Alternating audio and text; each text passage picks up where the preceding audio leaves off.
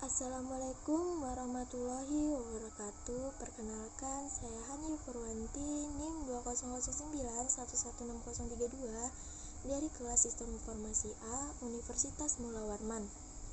Di sini saya akan menjawab kuis dari Teknik Peramalan sebagai penilaian ujian akhir semester.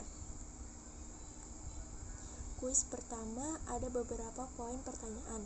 Poin yang pertama, cek stationery data di atas dan berikan alasan mengapa data tersebut tidak dapat disebut stationery atau bisa disebut stationery.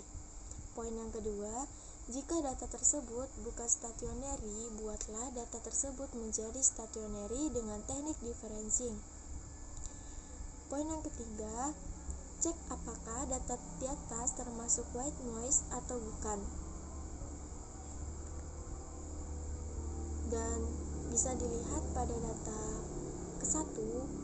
Pada data ke-1 ini bisa disebut stationery karena memiliki rata-rata konstan dan juga memiliki standar deviasi konstan. Namun data di atas ini atau data 1 ini tidak bisa kita sebut dengan white noise. Selanjutnya pada data 2. Pada data kedua ini tidak dapat dikatakan stationery karena terdapat seasonality. Jadi, pada data kedua kita ubah dengan teknik differencing agar menjadi stationery. Dan data ketiga tidak stationery dikarenakan memiliki rata konstan namun tidak memiliki standar deviasi konstan. Jadi, pada data ketiga, kita ubah dengan teknik differencing agar menjadi stationery. Selanjutnya, data keempat. Data keempat dapat dikatakan stationery karena memiliki rata-rata konstan dan juga standar deviasi konstan. Dan data kelima tidak dapat dikatakan stationery dikarenakan mengalami perubahan pada covariance dan mean. Jadi, pada data kelima ini kita ubah dengan teknik differencing agar menjadi stationery. Dan setelah diubah ke dalam teknik differencing dapat dikatakan stationery dan juga termasuk white noise. Selanjutnya kuis 2. Mengapa ARIMA tidak perlu menggunakan data stationery?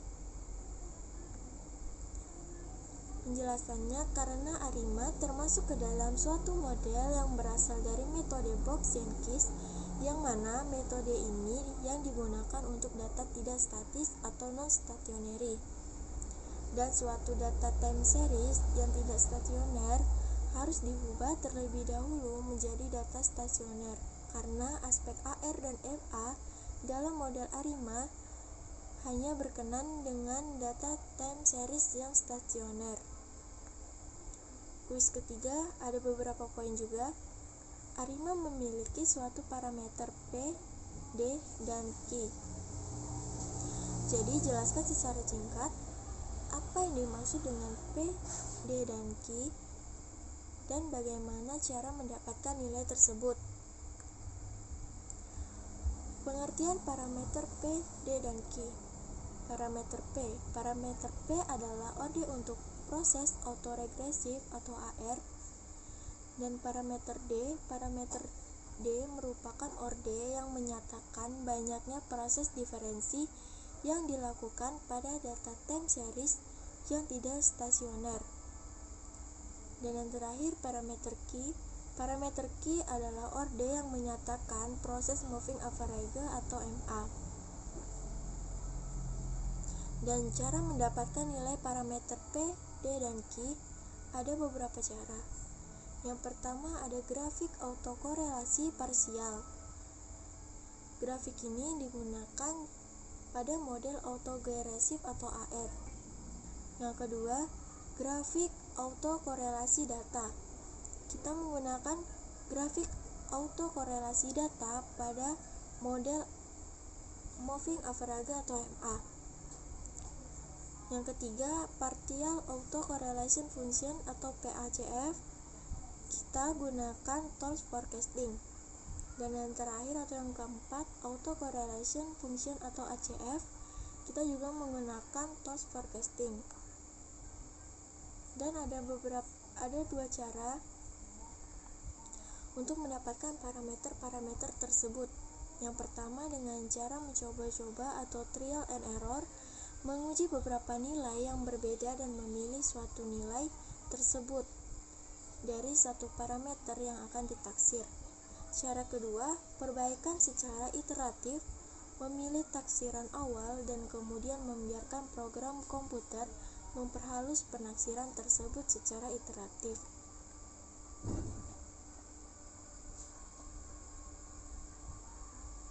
Kuis keempat, perhatikan data pada Excel.